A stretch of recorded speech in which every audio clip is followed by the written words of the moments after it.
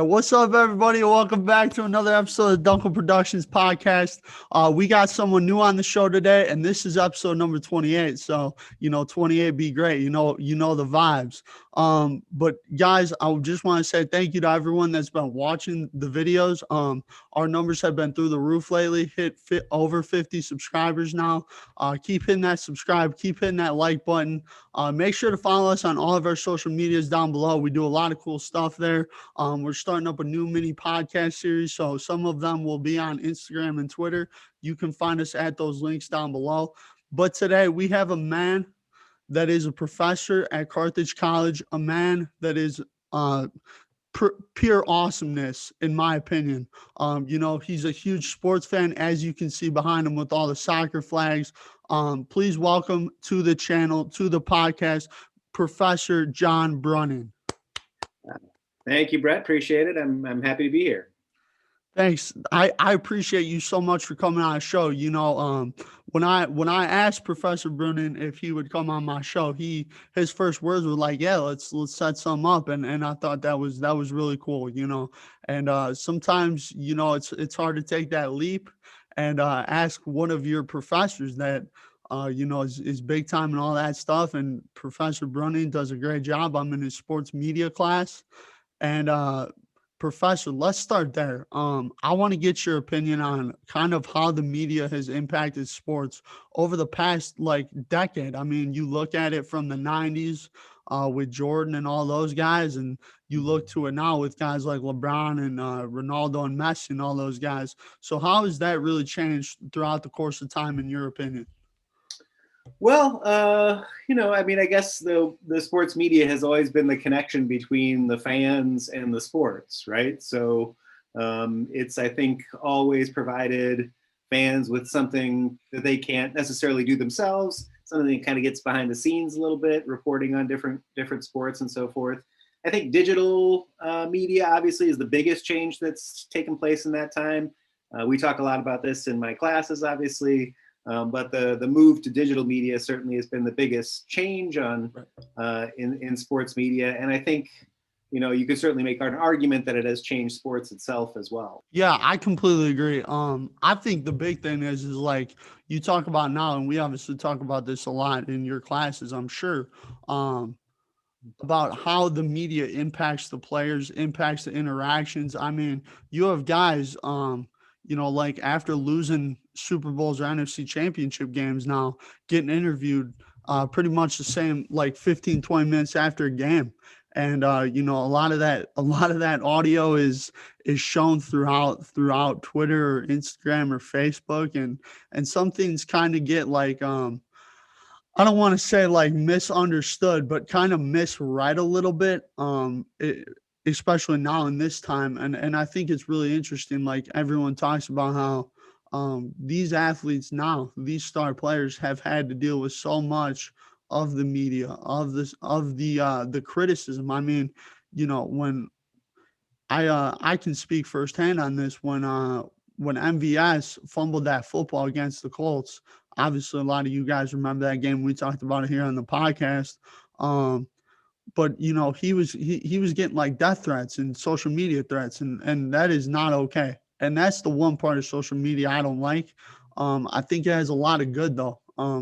Like you always talk about in your classes, it definitely brings more people together. And I think it's cool. Like right now, you're seeing a lot more teams following fans of their team.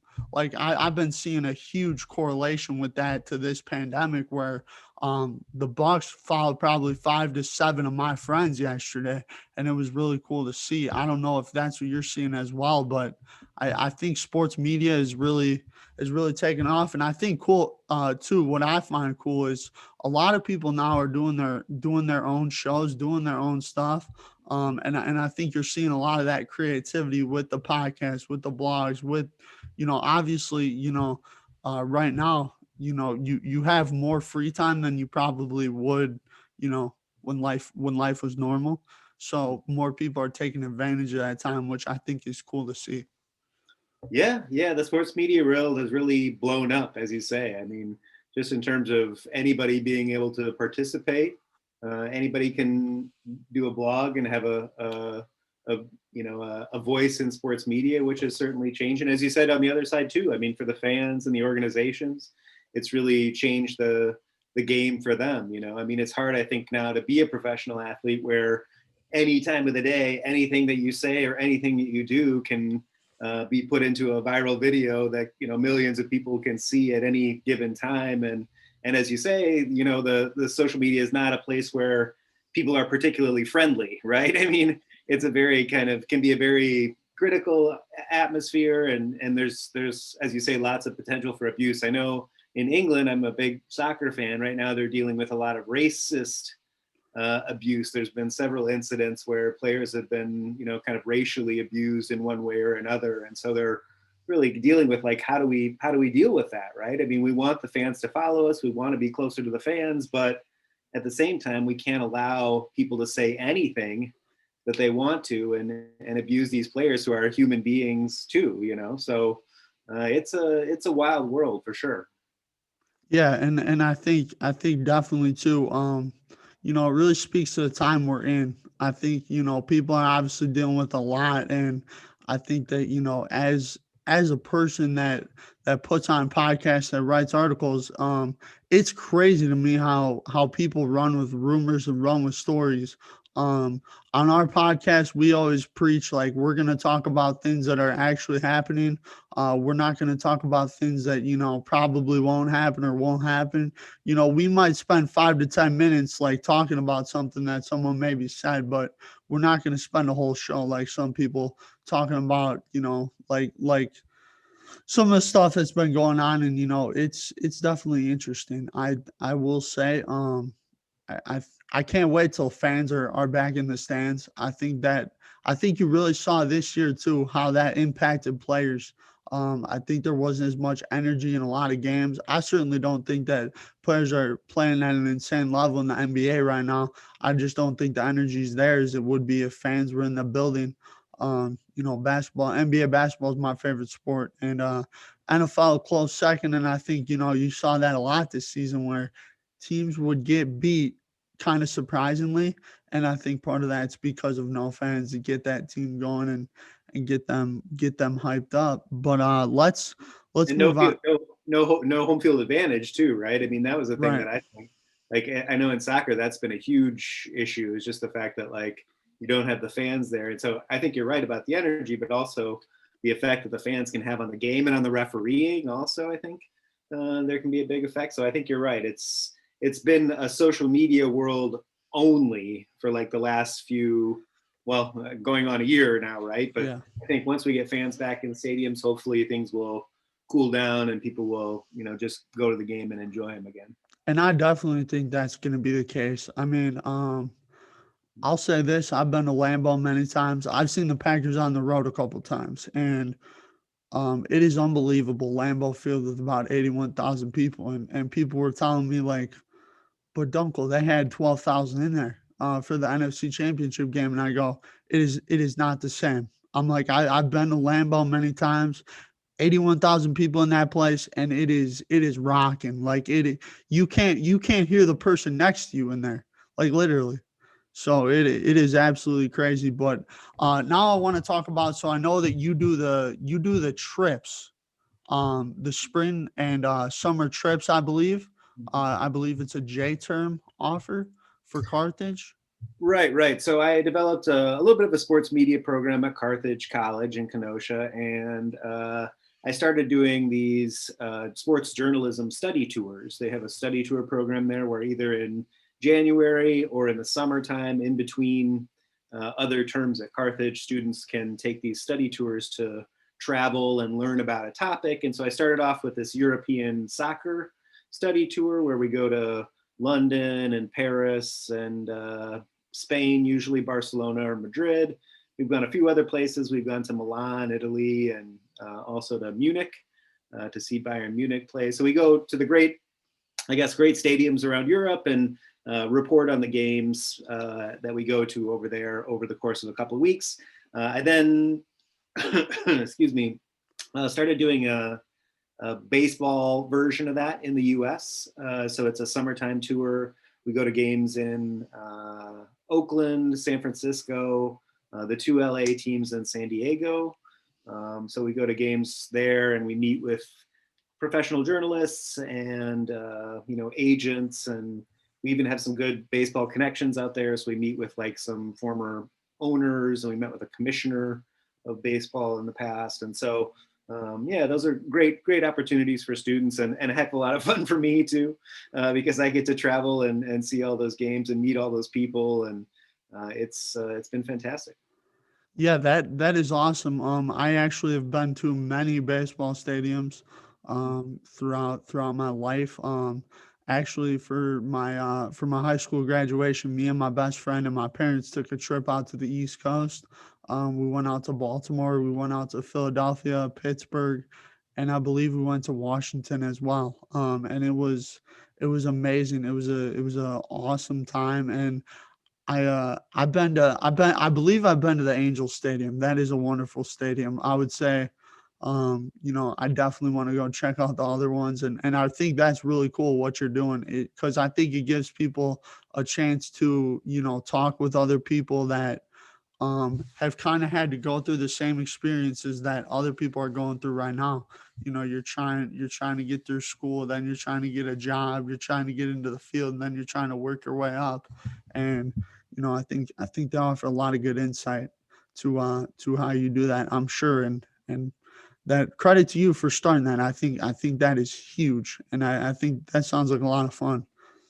Yeah, thanks. Yeah, it is. It is a lot of fun, and I've learned a lot doing it, and I know, I think the students have learned a lot too, and I think sometimes, a lot of people want to work in sports, just have this sort of idea that like they love sports and they want to work in sports, and so a lot of my career at Carthage has been kind of trying to plug those people into the kinds of opportunities that can help them do that, Right. so whether that's in ticket sales or writing about sports, or I'm now working with a master's program at Carthage in sports management.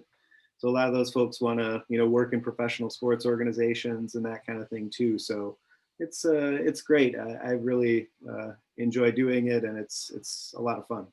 What would you say is your more favorite trip, the one to England or the one in the U.S.?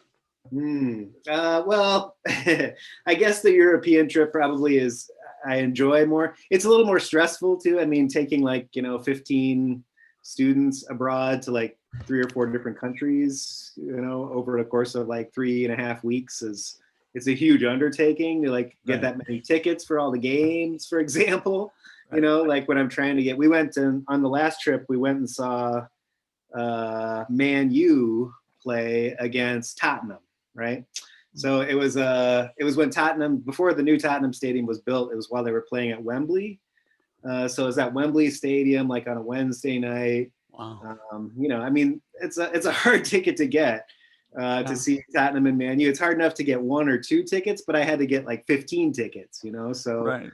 it was a kind of a mad scramble, and maybe a little bit shady, even the way I had to go about, like people had to pretend that they were somebody else in order to get in and that kind of stuff. So it was a little bit crazy, but it was all above board and legal and everything. But it's quite an adventure, but it's to see some of those games, I've gotten to see games at the Camp Nou in Barcelona, and at the San Siro in Milan, and the Allianz in Munich. I mean, those kind of atmospheres, as you said, you talked about Lambeau very eloquently. I mean, those kind of environments that's what sports is all about. So the chance to getting to do that, and getting to bring students along to do it too has really been rewarding. Right. Yeah. I think that what I see out of what you're doing with that program is absolutely excellent. And what you're doing, getting people into into the field, into doing what they need to do, I think is awesome. And like you said, that those are experiences that they're gonna remember for like the rest of their lives. Like I would imagine that like everybody that's went on them just is like, this is something I'm gonna remember for the rest of my life. You know what I mean? Absolutely true. Yeah, yeah, and hopefully it'll get them. One of my great victories, I think, is like several of the students have gone back on their own, and have gone back and one student in particular I'm thinking of went back and saw, he's a huge Arsenal fan, as I am too.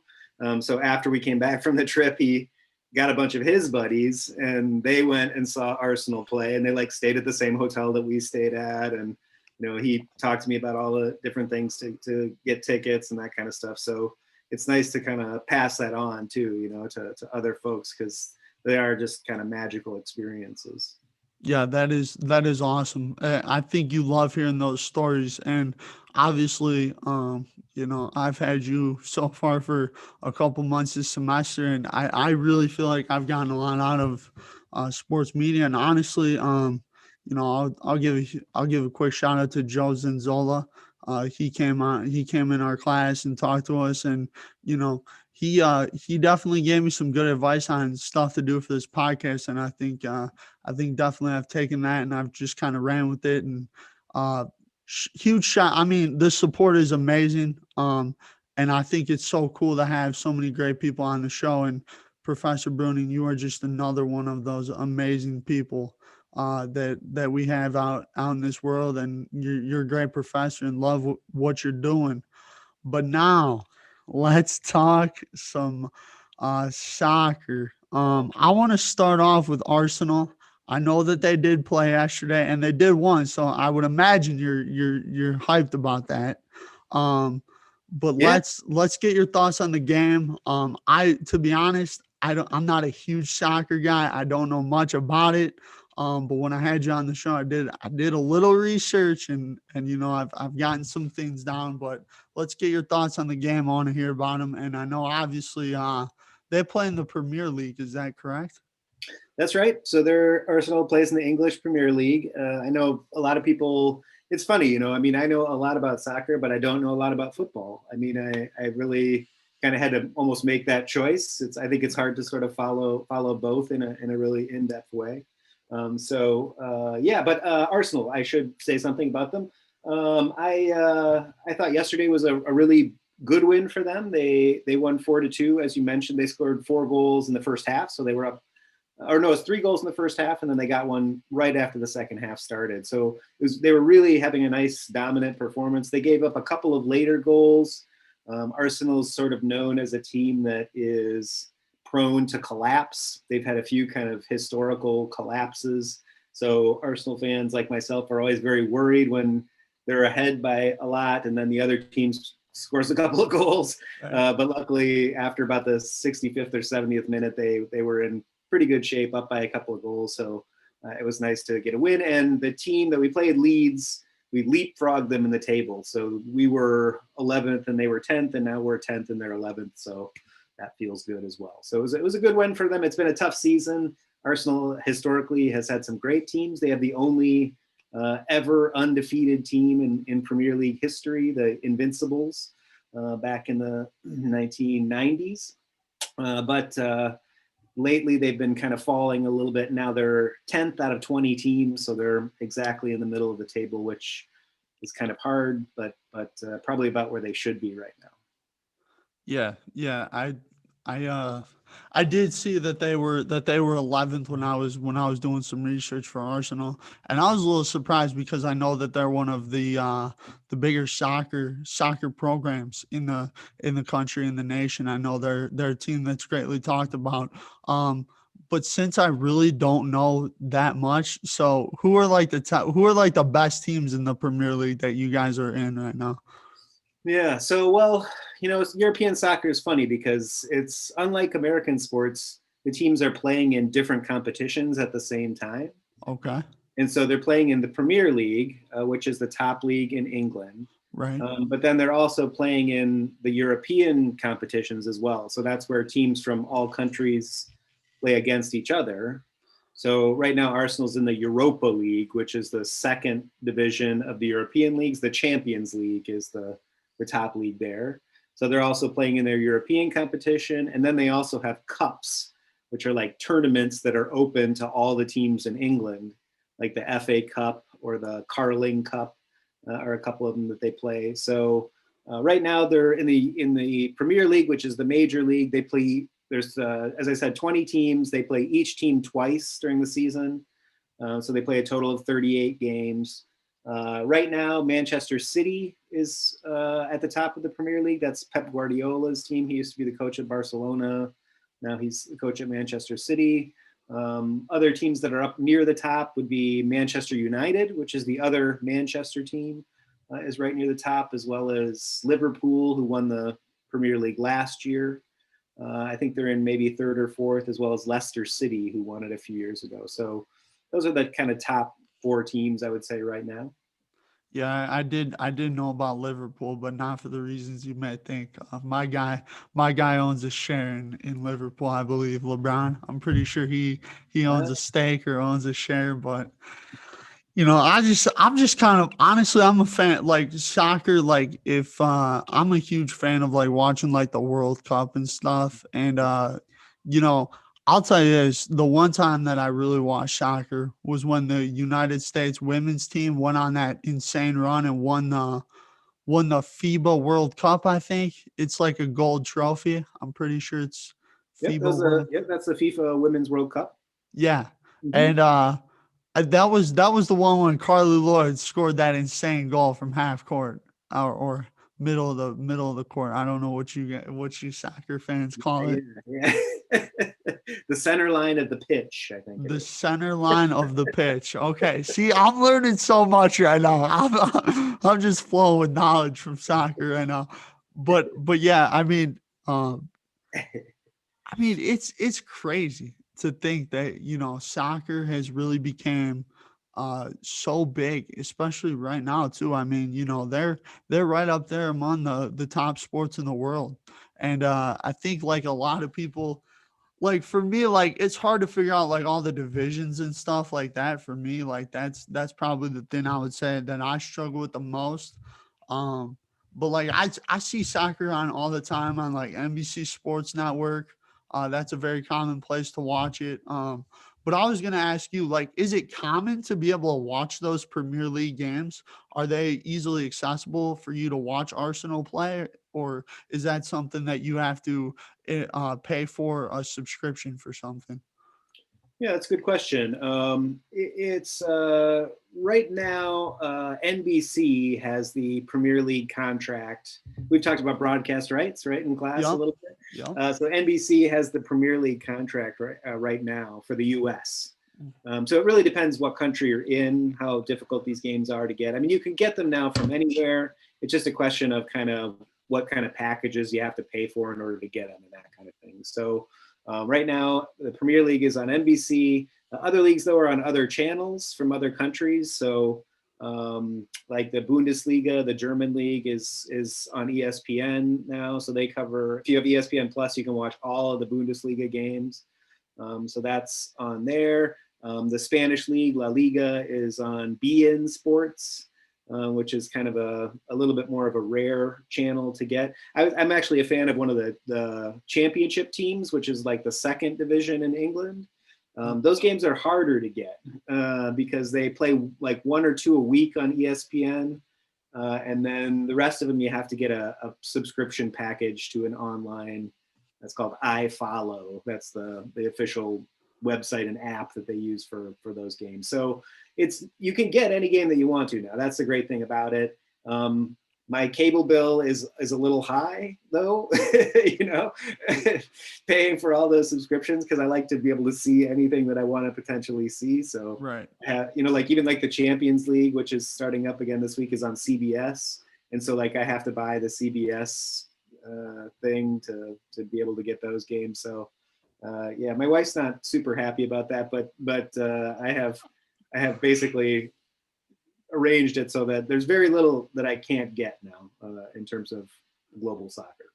Yeah, that's great. Like Professor Bruning, I'm a huge Lakers fan, so I do have the league pass where I can watch that.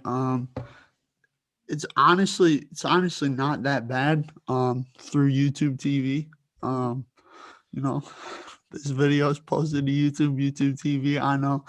Guys, don't rip on me in the comments. I watch a lot of YouTube, okay? It seems like everything I watch is on either YouTube or YouTube TV, but But yeah, I mean that makes a lot of sense. I know people that are huge soccer fans or NFL fans or MLB fans, and they have a team that's outside, and they have to pay for, the Sunday ticket, or what you were talking about, like the CBS Plus, the ESPN Plus, like all that kind of stuff. You have to subscribe or pay for. Nothing's free in society today, it feels like. But That is true. That's except your podcast, right?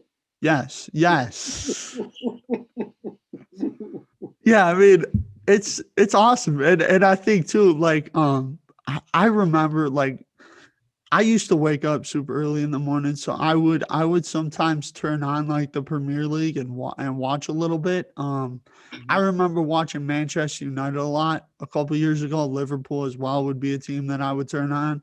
Watched Arsenal a little bit yesterday, when I was just hanging out. And I think, yeah, I think it really shows that, like, and like you were saying too, the broadcast rights is a big thing, because you, like, if you have two or three favorite soccer teams, like one could be on one network, one could be on one network, and one could be on one network. Like, you don't have that same, like, okay, these are all on one network, you know?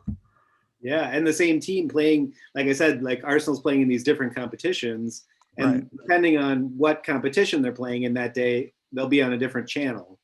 You know what I mean? So like Thursday's game, they're playing in the Europa League against Benfica, which is a Portuguese team, and it's going to be Europa League, so it'll be on CBS. So it's just like it's a maze trying to figure it out. But as you say, nothing free. Right. Yeah, exactly. But let's talk about two of the soccer icons today, in Ronaldo and Messi. This is actually a big debate, like who's better. I see a lot of people arguing about it. So I will ask you, the Mm. soccer expert, Professor Bruning, who is better, Messi or Ronaldo? Well, I'm going to have to say Messi. Okay. Okay, but let me qualify that quite a bit. Okay. Okay. Yeah. Yeah. Please do. No, it is. It's a huge debate. It's very similar, I would say, to the kind of like Michael LeBron debate about the greatest player, the Messi Ronaldo debate, and I think a lot of it probably, in some ways, like your opinion of LeBron versus Michael, might depend on what team you follow. That may have some influence. Cristiano Ronaldo, for many many years, played for Real Madrid, and Leo Messi, of course, has played for Barcelona his whole career.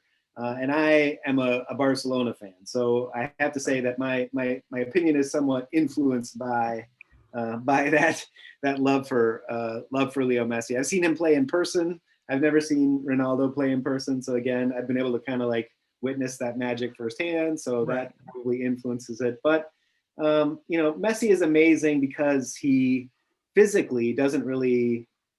Cristiano Ronaldo is an amazing athlete. He's fast and he's very gifted with the ball, and he has an amazing shot that he can bend various different directions. He's a fantastic player. But Messi is like this little, he's about 5'4", 5'5". I mean, he's like a little tiny guy, and just has amazing skills and just an amazing feel for the game. And he has scored more than anybody else. And is just a joy to watch. I think really really a pleasure to watch. And so I would pick Messi, but I have to say influenced heavily by my allegiance to Barcelona. Yeah, I think that definitely plays a part. You know, like going back to what you were saying with the LeBron and Michael debate, a lot of people that say it's Michael, watch Michael play. A lot of people that say it's LeBron, watch LeBron play. Didn't always watch Michael. Some people are on, where they're in that range where they saw both of them. And, I think it's kind of more like 60-40 Jordan to LeBron, but it's pretty close. I think a lot of people are changing now, that we're seeing what LeBron is doing. But I, in this debate, I love talking about the greatest of all time debates. I do a lot of greatest of all time debates. I use the word GOAT a lot. And I would have to say I think it's Ronaldo. But I think it's a more 1A, 1B. like LeBron and Michael, or like even Brady and Manning. I know a lot of people say Brady's kind of the clear cut, but I think Manning's right there at number two, and I think Messi's right there behind Ronaldo. I just think kind of what you were saying, like Ronaldo, he has so much talent. He can just do it all. He's an all around player, and when you talk about, I mean, I've watched Ronaldo and Messi, but when I turn on a game and watch Ronaldo, like some of the stuff he can do is just it's just kind of like I'm like, wow, that's unbelievable. Like for someone that doesn't watch soccer as much, obviously you're gonna watch the best players in the game, and I think that Ronaldo is definitely the best. I just think all around talent, and I also think that Ronaldo he's had a huge influence on others as well. I know we talked about this in class and how he has like 500 million followers, which is like more than double anybody else, and that is unbelievable. I think it was close to even triple if I'm not mistaken the numbers on that one, but I just think like both of them are so talented, and that is the one I would say is the most hardest because you have two guys that are still playing at a super high level for this long. And you talk about obviously Messi, who scored the most goals on anybody. You talk about Ronaldo with all that all around talent. You talk about guys that have won too. Like these guys have won big in their careers. They haven't just won a couple of things here and there. They've obviously won best player, best soccer player, and all that. But I think it's definitely an interesting debate. I mean, I'm sure you obviously hear this more often than I do with the Messi and Ronaldo because you're probably more well versed in the soccer world than I am. Yeah, it's a real hot debate for sure, and I don't think there's any settled favorite on it. I think much like you say with the LeBron Michael thing, it really depends on who you've seen the most. Right. I think that really has a strong influence, and I'm always a little bit suspicious too of like current players being the greatest players of all time. And I think like Ronaldo and Messi are great players, but there were a lot of really great. There's been a lot of soccer history that we're maybe not thinking about too. If you think about a player like Pele or somebody like that, or Diego Maradona, who was, as you talk about winners, I mean that guy won everything, and neither Messi or Ronaldo has ever won a World Cup, right? So they've won domestic titles and, as you say, scoring titles and things, but and thinking about the greatest player of all time, those are hard debates to have. And I know in basketball that makes it really tough with Michael and LeBron because it's like one's from the past and one's in the present. And I think it's always hard to analyze a present athlete, because we haven't seen their whole career yet. Right. So who knows? Cristiano Ronaldo might play for another 10 years. He's like a robot, I mean, the guy, like, he has unbelievable, I watched this video one time about his like post-game routine, and he has like 6 different baths of different temperatures that he soaks himself in after each game. You know what I mean? It's like this guy takes care of his body like it's a diamond watch, and so he might play forever. So that might influence who's the greatest of all time. You never know. Right. Yeah. And I think that is such a big part about current players nowadays. You see players playing a lot longer. I don't think we ever thought that there was going to be athletes playing into their 40s, at such a high level. I mean, uh, you saw in the Super Bowl. I mean, Tom Brady wins the Super Bowl at 43 years old. LeBron James wins an NBA Finals at 37 years old. Ronaldo's still doing what he's doing at a very old, like Ronaldo, like he can play for 10 more years. The way he takes care of himself, takes care of his body. I believe Ronaldo's in his 30s, right? Late 30s. Yeah, Cristiano Ronaldo. I was just looking it up to see for sure. He's 36. Wow. So yeah, I mean, you're talking about if he plays another 5 to 10 years, he's in his 40s.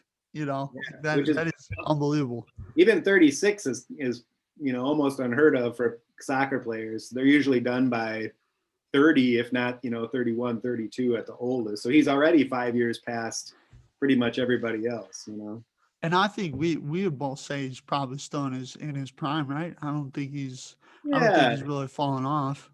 He's still playing at a really, really high level. I mean, maybe not quite as good as he was, Right. 4 or 5 years ago when he was playing at Real Madrid, but still playing pretty well. Leo Messi's 33, so he's a few years younger, but he's also been playing on the first team since he was like 16 or 17, I think. So that's crazy. Yeah, That's so it's crazy. He's had a long career already at 33.